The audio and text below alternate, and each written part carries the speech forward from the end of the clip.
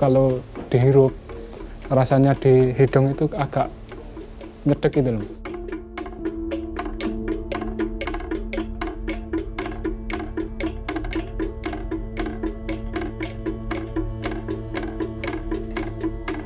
Rumah saya amblas tanpa ada yang bertanggung jawab, ya saya nggak mau, saya harus berjuang dari sekarang.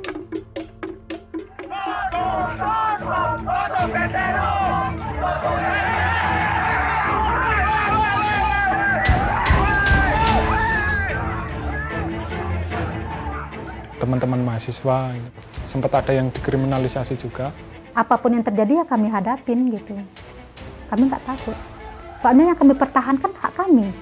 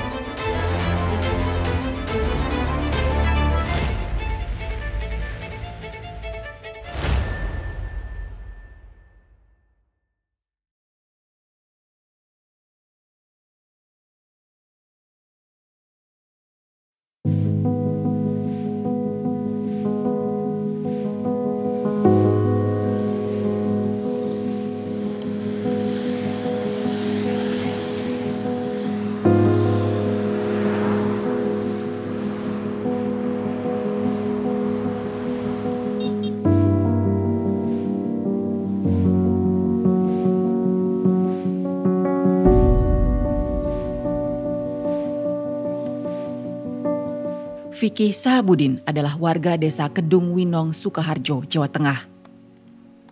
Sebagai mahasiswa tingkat akhir, ia kerap menghabiskan waktu di rumah untuk menyusun skripsi. Ia juga disibukkan dengan pembuatan jurnal ilmiah yang menjadi syarat kelulusan dari Fakultas Kesehatan Masyarakat Universitas Veteran Bangun Nusantara, Sukoharjo. Tempat tinggal Fikih berada di Kecamatan Nguter, satu lokasi dengan PT Rayon Utama Makmur. Sebuah pabrik yang memproduksi serat rayon dan memiliki afiliasi dengan PT Sritex. Pabrik ini beroperasi sejak tahun 2017. 4 tahun beroperasi, pabrik ini justru membawa masalah bagi kehidupan masyarakat di sekitarnya. Setelah keberadaan PT Rum ini, situasi itu berubah, Mas. Awalnya aman, damai, saling intinya guyub rukun lah warganya. Jadi terusik karena limbah bau yang dihasilkan dari aktivitas produksi PT Rum. Lah, bau itu seperti kayak sapi tank. Kadang ya kayak kopi, kadang kayak jengkol. Nah, itu kalau dihirup rasanya di hidung itu agak nyedek gitu loh. Nah, itu ya kemudian akhirnya terjadi konflik antar warga dengan perusahaan.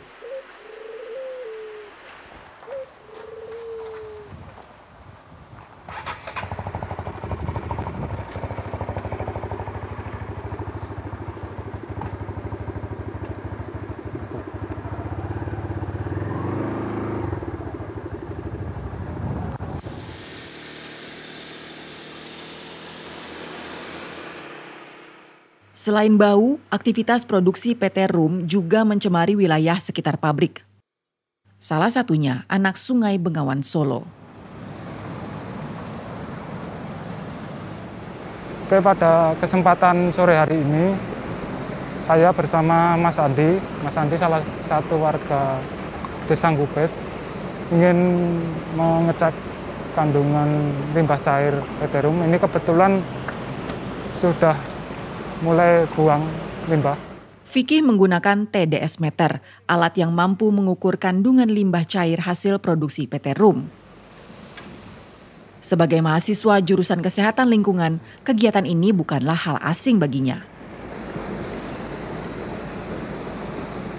Ini mau mengukur TDS. TDS itu total dissolved solid. Artinya untuk mengukur zat padat terlarut dalam air limbah.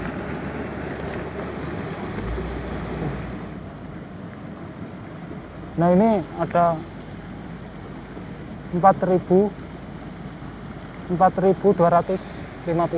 ppm. Apa itu maksudnya?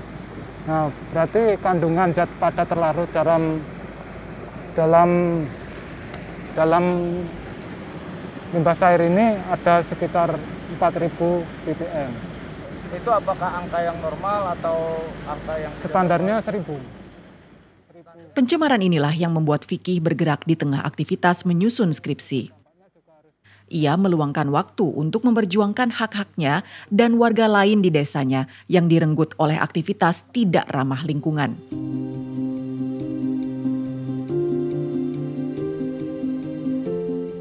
Apa yang dilakukan Fikih di Desa Kedung Winong juga dilakukan Efda Rianti yang berada di Sumatera Barat.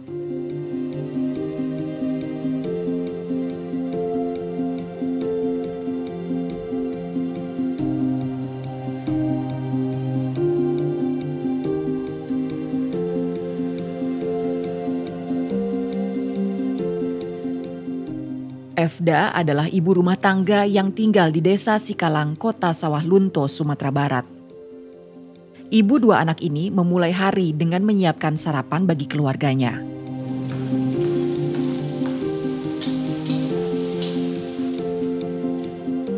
Efda dan warga Sikalang lainnya hidup berdampingan dengan tambang batu bara yang dikelola oleh CV Tahiti Coal.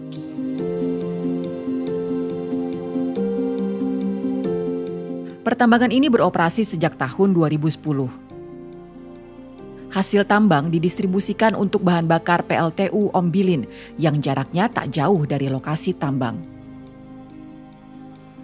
Sebenarnya karena dari dulu memang udah ada tambang, sebetulnya kalau terganggu sih ya terganggu kan gitu. Tapi nggak seberapa terganggu awalnya.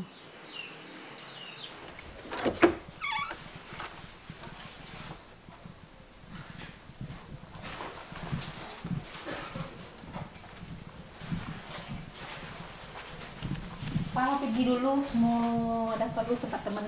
Ya. Ya. Hati aja. Ya, Assalamualaikum. Waalaikumsalam.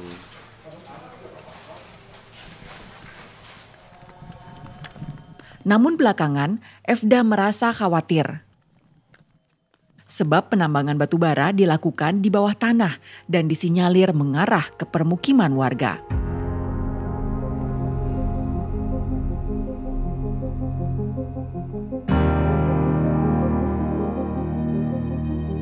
Hal itu diperkuat dengan temuan Dinas Energi dan Sumber Daya Mineral Pemprov Sumatera Barat, di mana total panjang tambang dalam sudah berjarak sejauh 421 meter. Bahkan 325 meter diantaranya sudah melebihi batas wilayah izin usaha pertambangan. Berdasarkan temuan itulah, Efda merasa aktivitas tambang dalam sudah berada di bawah rumahnya dan suatu saat nanti berpotensi mengakibatkan kerusakan. Ini rumah inilah warisan saya satu-satunya. Susah payah saya bikin rumah dengan berhutang di bank saya kan. Saya Mas bikin rumah ini, saya ikut ikut ngayak-ngayak pasir, ngangkat batu bata kan gitu. Saya ya nggak rela rumah saya setelah saya tua nanti rumah saya amblas tanpa ada yang bertanggung jawab. Ya saya nggak mau, saya harus berjuang dari sekarang. Apalagi saya bikin rumah ini kan untuk anak cucu saya. Belum tentu sekarang rumah saya seperti ini, kalau udah hancur nggak bakalan bisa lagi kami bikinnya, Mas.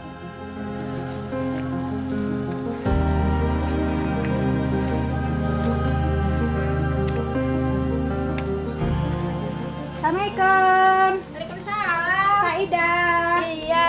Lagi ngapain tuh? Nggak ada nih, cucu. Sehat? Alhamdulillah sehat. Lagi ngapain?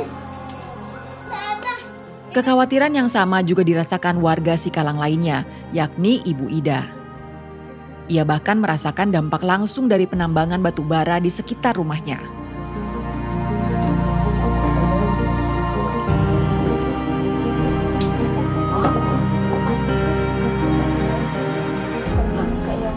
Airnya jernih aja, cuman lihat nih habis nih baskomku, tuh kan, Ini putih-putih ini kenapa nih Kak? Putih-putih. Ini memang ngaruh. Ini kan ada nih, memang. naik dia nih. Nah. Ini air Bekas di lubuk tambang Kak ya? Iya. Tapi Kakak misalnya masak gimana? Bisa dipakai? Enggak. Udah bisa. Jadi masak Kakak masak gimana? Beli. Oh beli. Untuk cuci beras, cuci sayuran itu tetap beli. Ini cuma untuk mandi, mandi. cuci pakaian. Air yang Ibu Ida gunakan ini berasal dari kolam bekas galian tambang. Namun karena merasa air ini tercemar, Ibu Ida tidak menggunakannya untuk dikonsumsi sebagai air minum.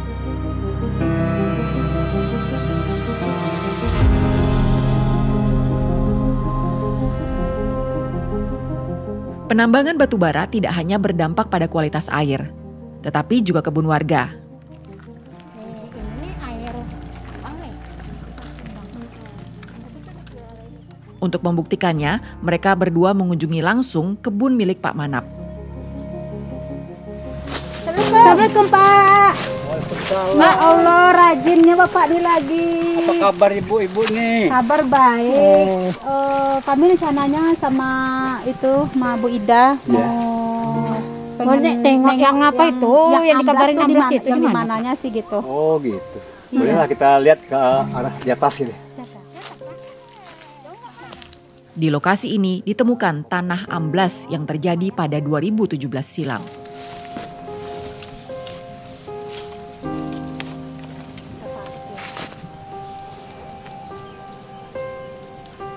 Kalau dulunya berapa meter?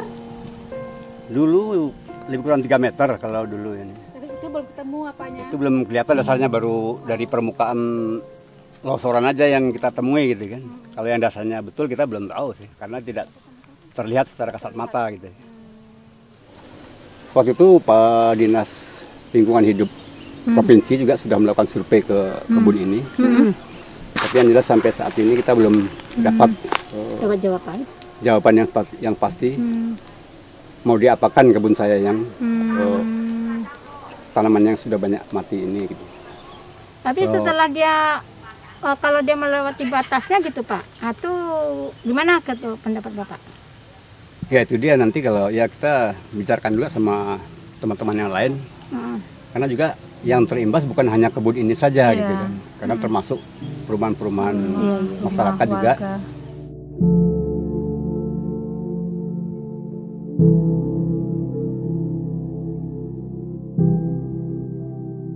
Lokasi kebun milik warga ini bersebelahan dengan area tambang. Selain tanah amblas, kebun ini juga kehilangan sumber air yang mengakibatkan turunnya tingkat kesuburan lahan. Sejumlah tanaman tak lagi subur, bahkan ada beberapa yang mati.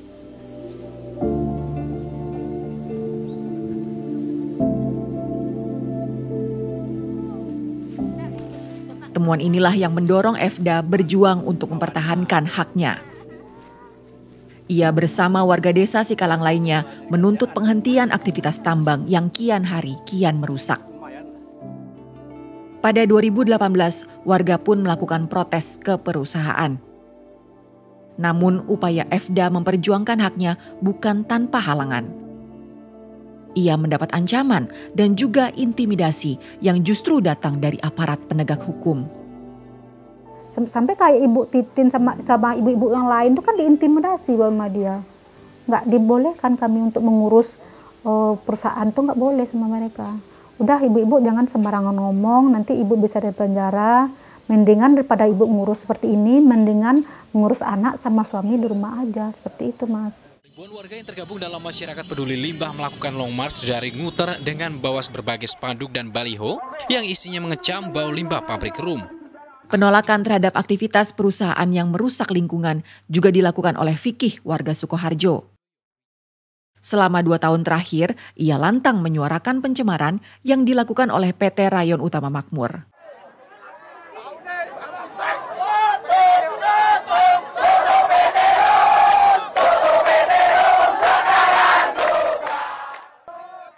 Penolakan yang Fikih dan warga lakukan berkaitan dengan bau yang ditimbulkan aktivitas pabrik. Bau itu membuat warga sekitar terganggu hingga berdampak pada kesehatan.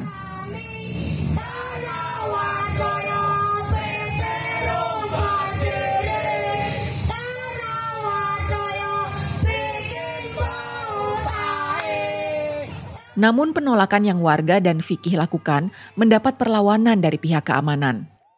Teman-teman mahasiswa sempat ada yang dikriminalisasi juga. Sempat waktu aksi panggung rakyat itu sempat terjadi chaos juga sama aparat. Tapi ya memang nggak sampai pukul-pukulan, nggak cuma dibubarkan, tapi ya sempat gesekan.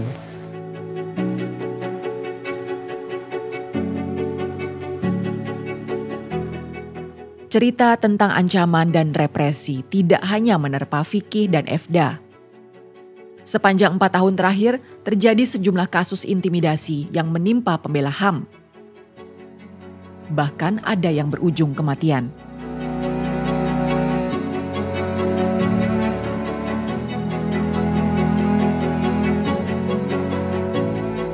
Periode November 2017 hingga Juli 2018, tercatat 36 kasus pelaporan. Kasus itu menyasar 175 individu, 71 keluarga, dan 8 komunitas yang tersebar di 15 provinsi. Bahkan 2 diantaranya meninggal dunia. Peristiwa ini terus berulang di setiap tahunnya.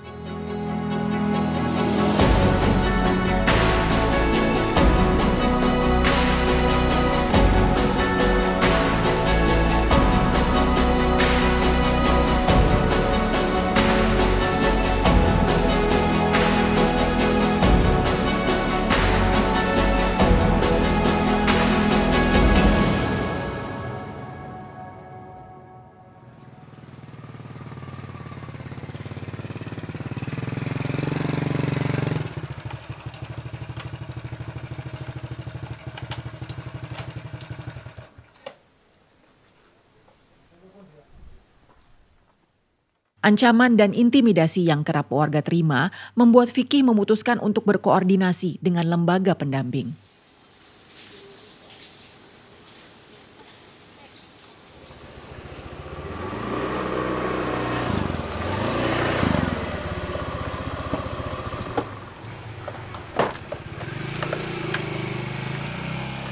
Ia bertemu dengan Niko Wawuran, aktivis Lembaga Bantuan Hukum Semarang.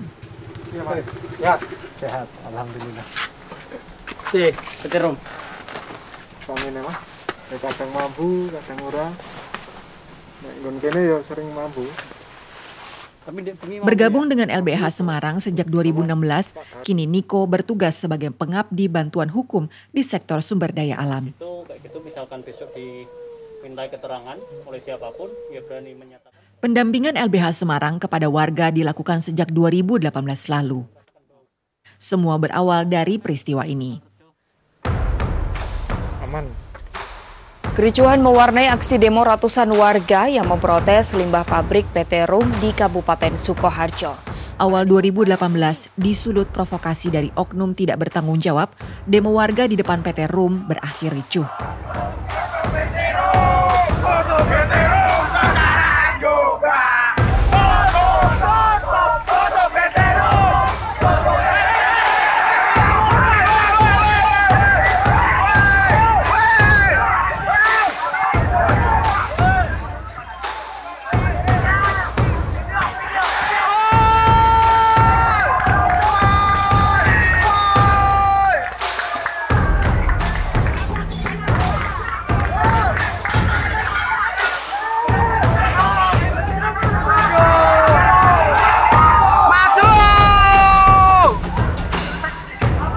Polisi pun menangkap 7 warga. Sebagian ditahan dengan sangkaan ujaran kebencian dan dijerat Undang-Undang ITE.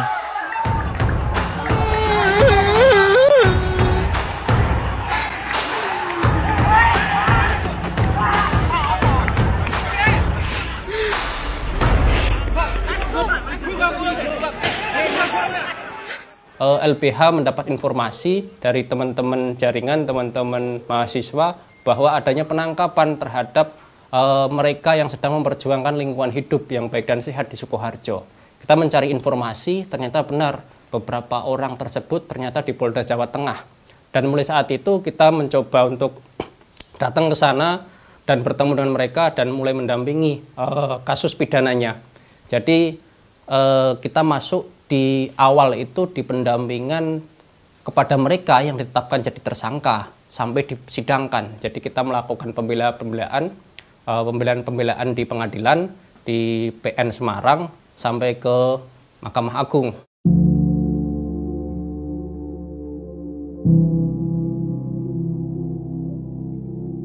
PT-Rum itu kita data itu di sekitar sini sekitar 3.000 tanda tangan. 3.000 tanda tangan. Peristiwa inilah yang kemudian melahirkan mekanisme perlindungan bagi pembela HAM. Warga mendapat peningkatan kapasitas dalam berbagai hal, termasuk soal pengetahuan hukum serta perlindungan dan keamanan.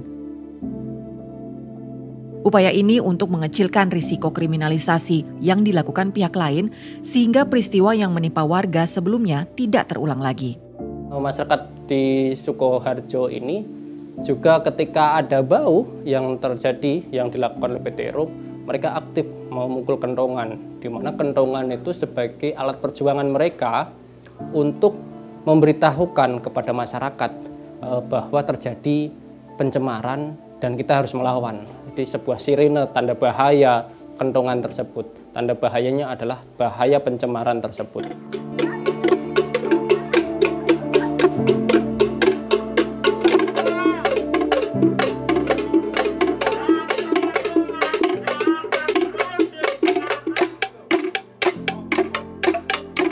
Selain itu juga ketika masyarakat ada orang asing datang ke sini, ya kita masyarakat fokus di mencari identifikasi siapa dia itu, terus apa keperluannya kayak gitu. Nah, masyarakat itu sudah muncul ya, jadi itu mekanisme itu datang dari kebiasaan mereka.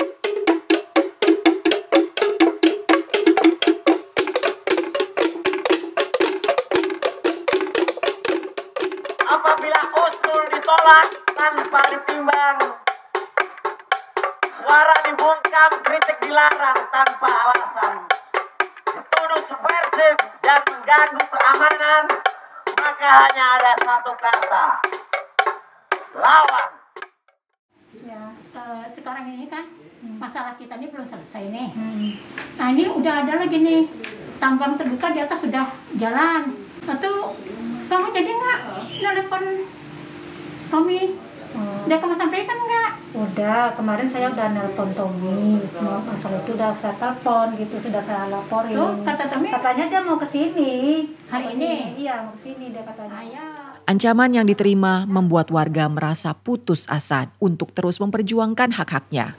Mungkin kita minta bantuan ke tim Walhi untuk mengetahui tambang tersebut. Baru bulan-bulan ini lah tahu, makanya saya bilang sama kamu kemarin itu kan. Nah, dah, bisa nggak kamu hubungin orang Walhi gitu? Kamu bilang iya gitu kan. Nah jadi katanya mau datang hari ini. Namun harapan muncul seiring pendampingan yang dilakukan organisasi masyarakat sipil.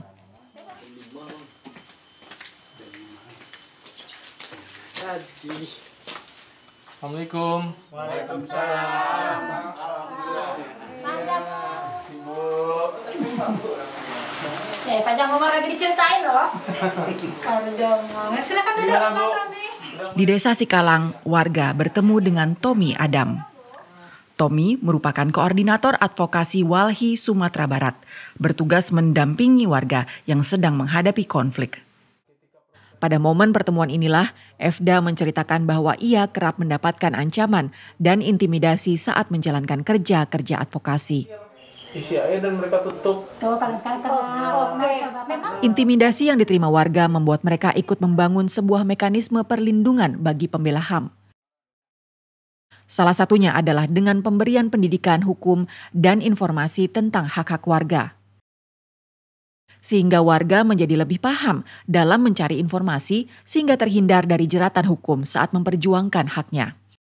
Pertama itu memang konteksnya memang dari kita menilai ancaman itu datang dari penegak hukum gitu ya, ada intimidasi. Intimidasi itu kan menyebabkan ketakutan nantinya. Nah, cuman kita mencegah itu, kita memitigasi kekhawatiran dan stres warga itu dengan pendidikan hukum yang kita berikan. Jadi di beberapa kali, 2 kali atau 3 kali kesempatan kita tarik masyarakat itu ke Padang.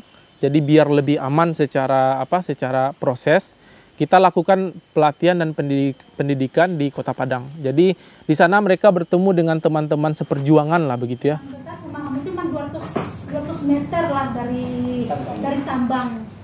Pendidikan hukum yang diberikan pun bermanfaat bagi Efda.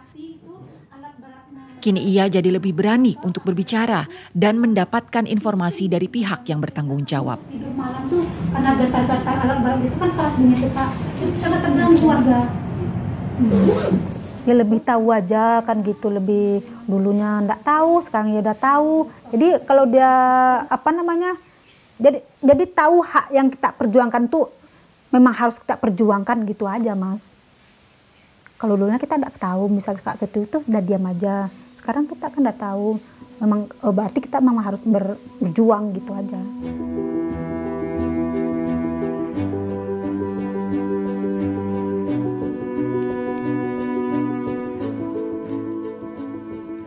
Pembela HAM memiliki peran penting bagi keberlangsungan demokrasi. Mereka hadir untuk memastikan negara memenuhi dan melindungi hak-hak masyarakat. Memperjuangkan kemanusiaan, menyelamatkan sumber-sumber kehidupan dan lingkungan, seperti yang dilakukan Fikih di Sukoharjo dan Efda di Sawah Lunto. Namun, di balik peran pentingnya itu, para pembela HAM justru kerap mendapat ancaman. Bahkan belum ada aturan yang secara rinci menjamin kerja-kerja dan keselamatan mereka. Dan mereka ini para penyelamat sumber-sumber kehidupan. Mereka memperjuangkan demokrasi. Mereka orang-orang baik, orang-orang benar yang harusnya dilindungi. Cilakanya justru kebijakan kita, pemerintah belum ada kebijakan yang konkret melindungi para pembela HAM. Di dalam Undang-Undang HAM pun belum muncul itu satu pasal tentang pentingnya perlindungan bagi pembela HAM. Meskipun di dalam Undang-Undang Nomor 39 Tahun 1999 tentang Hak Asasi Manusia telah disebutkan bahwa bentuk partisipasi warga diakui oleh undang-undang. Namun implementasi di lapangan masih saja ditemukan kasus-kasus kriminalisasi pembela HAM.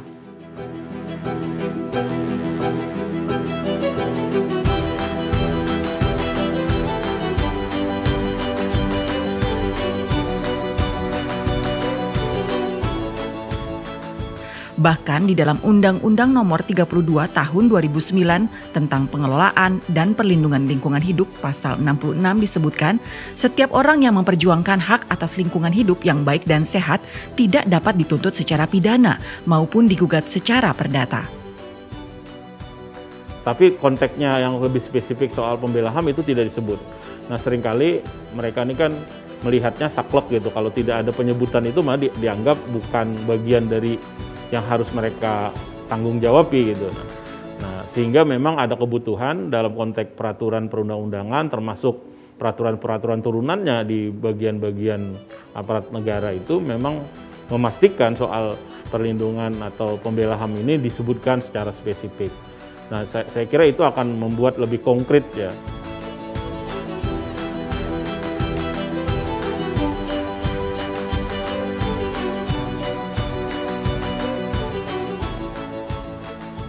Harus saya akui sampai saat ini isu soal revisi terhadap Undang-Undang Hak Asasi Manusia belum menjadi isu yang berkembang di DPR, sehingga belum menjadi undang-undang yang masuk ke dalam prolegnas maupun prolegnas prioritas. Nah, tapi kalau menurut saya peluangnya akan tetap ada karena usulan untuk rancangan undang-undang ini kan tidak hanya datang dari DPR, tapi juga bisa datang dari pemerintah.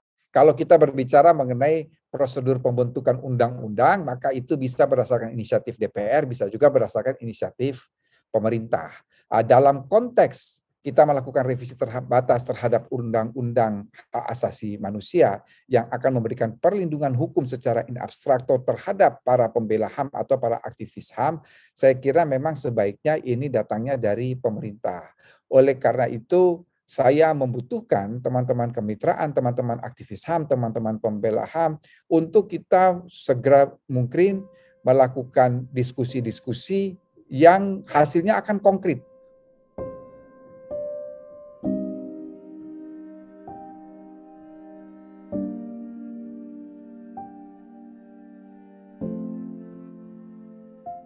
Komitmen pemerintah yang belum optimal membuat pembela HAM bekerja tanpa kepastian jaminan hukum. Implementasi hukum di lapangan justru membuat kerja-kerja pembela HAM semakin berat. Ancaman, intimidasi, kekerasan, bahkan kematian yang selama ini terjadi hanya menjadi catatan pelanggaran hukum biasa. Padahal kerja-kerja yang selama ini mereka lakukan berkaitan dengan pemenuhan hak asasi yang harus diterima masyarakat. Semoga ya pemerintah bisa sadar lah, minimal membuat peraturan atau SOP terkait penanganan aksi yang lebih humanis lah. Kemudian peraturan yang tidak menjerat para pembela HAM. Walaupun nggak ada undang-undang yang bisa melindungi kami, karena kami yakini hak kami, apapun yang terjadi ya kami hadapin gitu. Kami nggak takut. Soalnya yang kami pertahankan hak kami.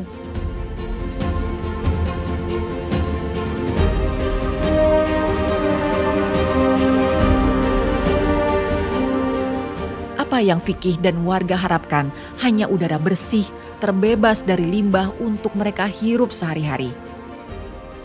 Lingkungan yang tidak tercemar sehingga mereka bisa hidup dengan sehat dan layak. Mendapatkan hak-hak hidup dasar sebagai warga negara Indonesia. Sama halnya dengan Efda, apa yang kini ia perjuangkan hanya untuk memastikan rumah yang ia bangun dengan susah payah tidak dirusak di masa nanti. Rumah yang kelak menjadi warisan bagi anaknya, sehingga ia bisa hidup dengan tenang untuk menghabiskan masa tuanya.